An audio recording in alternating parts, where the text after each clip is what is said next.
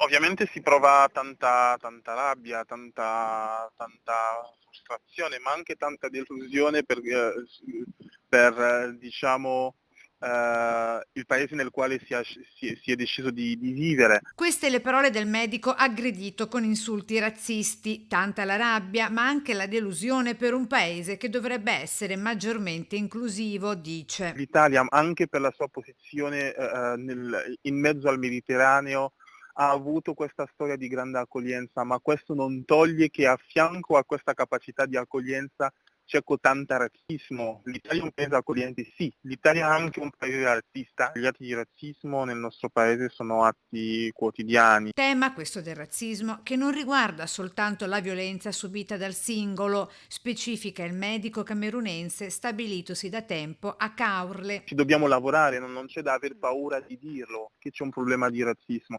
Siamo accoglienti, sì, si vive bene a Caorle, sì, però c'è anche altre problematiche che sicuramente la cittadinanza del Veneto, dell'Italia tutta, del Friuli, ma dell'Italia tutta, dell'Europa tutta deve affrontare. È brutta la parola abituati, ma è quella, siamo abituati a confrontarci, perché gli episodi di questo tipo nella nostra quotidianità accadono, e fa sempre male